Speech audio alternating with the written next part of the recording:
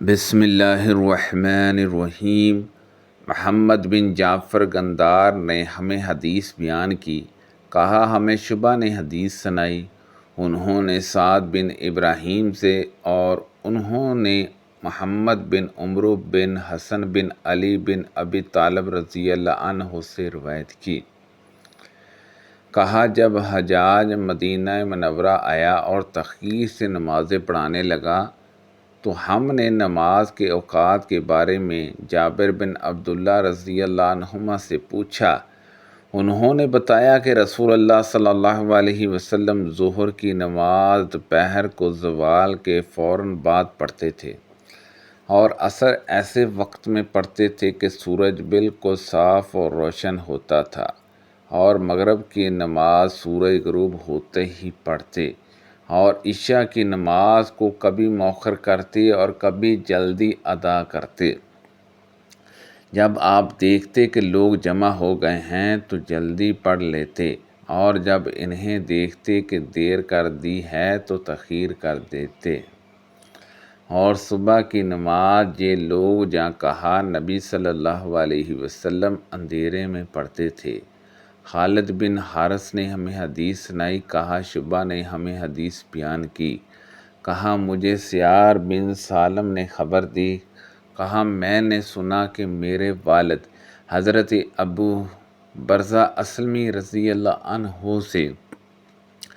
رسول اللہ صلی اللہ علیہ وسلم کی نماز کے بارے میں پوچھ رہے تھے۔ شعبہ نے کہا میں نے پوچھا کیا آپ نے خود انہیں سنا؟ انہوں نے کہا اسی طرح جیسے میں ابھی تمہیں سن رہا ہوں۔ کہا میں نے سنا میرے والد ان سے رسول اللہ صلی اللہ علیہ وسلم کی نماز کے بارے میں سوال کر رہے تھے۔ انہوں نے بتایا کہ آپ اس یعنی عشاء کی نماز کو کچھ تقریباً آدھی رات تک مؤخر کرنے میں مذائقہ نہ سمجھتے تھے، اور اس نماز سے پہلے سونے اور اس کے بعد بات چیت کرنے کو ناپسند فرماتے تھے۔ شعبہ نے کہا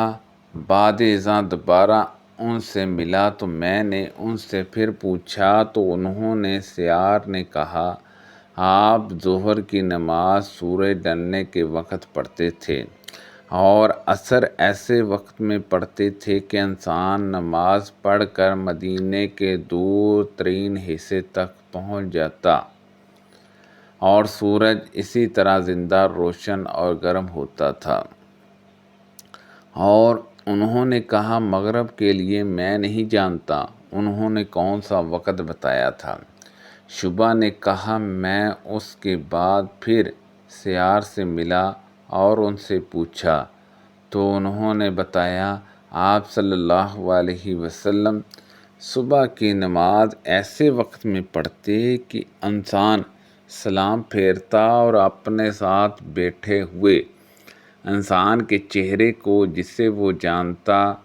ہوتا دیکھتا تو اسے پہچان لیتا، اور آپ اس نماز میں 60 سے 100 تک آیتیں تلاوت فرماتے تھے۔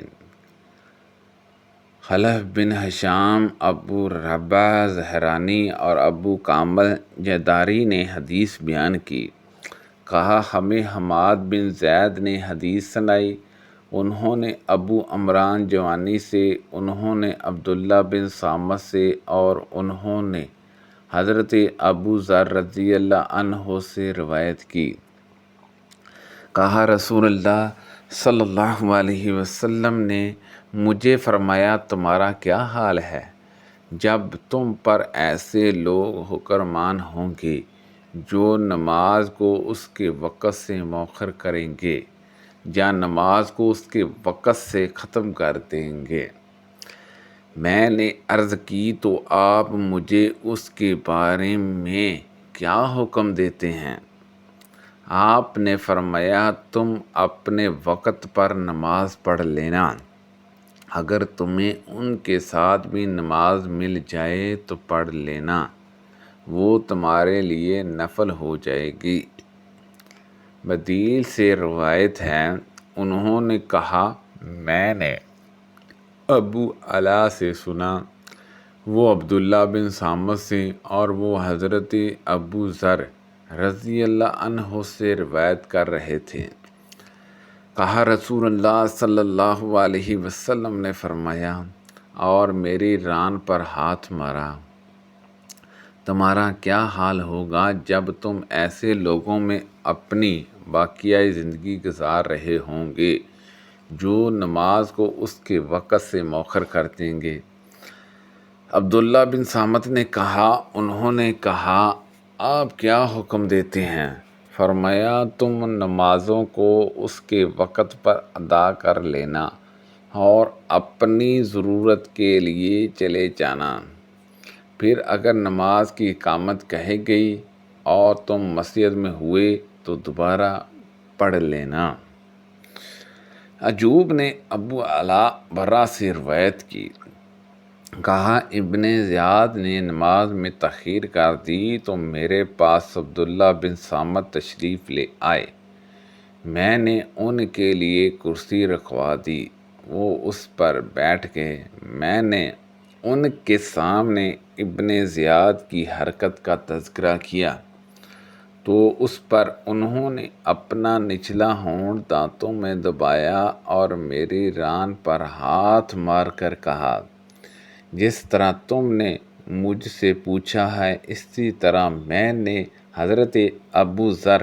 رضی اللہ عنہ سے پوچھا تھا، انہوں نے بھی اسی طرح میری ران پر ہاتھ مارا تھا جس طرح میں نے تمہاری ران پر ہاتھ مارا ہے، اور کہا میں نے رسول اللہ صلی اللہ علیہ وسلم سے پوچھا تھا جس طرح تم نے مجھ سے پوچھا ہے، تو آپ صلی اللہ علیہ وسلم نے میری ران پر ہاتھ مارا جس طرح میں نے تمہاری ران پر ہاتھ مارا ہے، اور فرمایا تم نماز کو برے وقت ادا کر لینا، پھر اگر تمہیں ان کے ساتھ نماز پڑھنی پڑے تو پھر سے نماز پڑھ لینا، اور یہ نہ کہنا میں نے نماز پڑھ لی ہے اسی لیے اب نہیں پڑھوں گا۔ ابو النعمان نے عبداللہ بن صامت سے اور انہوں نے حضرت ابو ذر رضی اللہ عنہ سے روایت کی، کہا آپ صلی اللہ علیہ وسلم نے فرمایا تم لوگوں کا کیا حال ہوگا، یا فرمایا تمہاری کیفیت کیا ہوگی جب تم ایسے لوگوں میں رہ جاؤ گے جو نماز کو اس کے وقت سے مؤخر کریں گے۔ تم وقت پر نماز پڑھ لینا، پھر اگر تمہاری موجودگی میں نماز کی اقامت ہو تو تم ان کے ساتھ بھی پڑھ لینا، کیونکہ یہ نیکی میں اضافہ ہے۔ مالک نے ابن شہاب زہری سے، انہوں نے سعید بن مصعب سے اور انہوں نے حضرت ابو ہریرہ رضی اللہ عنہ سے روایت کی کہ رسول اللہ صلی اللہ علیہ وسلم نے فرمایا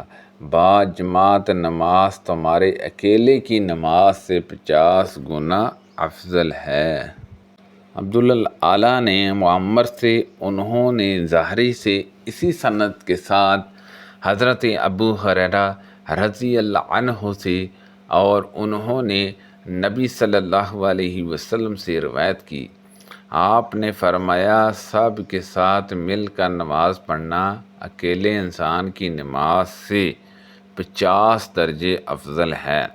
آپ نے فرمایا رات کے فرشتے اور دن کے فرشتے فجر کی نماز میں جمع ہوتے ہیں۔ حضرت ابو ہریرہ رضی اللہ عنہ نے کہا تم چاہو تو یہ آیت پڑھ لو جو اس بات کی تصدیق کرتی ہے، اور فجر کے وقت قرآن پڑھنا بلا شبہ فجر کی قرات میں حاضری دی جاتی ہے۔ مالک نے نافع سے اور انہوں نے حضرت ابن عمر رضی اللہ عنہما سے روایت کی کہ رسول اللہ صلی اللہ علیہ وسلم نے فرمایا با جماعت نماز پڑھنا اکیلے کی نماز سے 27 درجے افضل ہے۔ سبحان اللہ عز وجل۔ اللہ پاک سے دعا ہے کہ اللہ پاک ان حدیثوں پر عمل کرنے کی توفیق عطا فرمائے۔ کو پڑھنے میں غلطی کوتاہی ہو گئی ہو اللہ پاک معاف فرمائے، آمین بجاہ النبی الامین صلی اللہ علیہ وسلم۔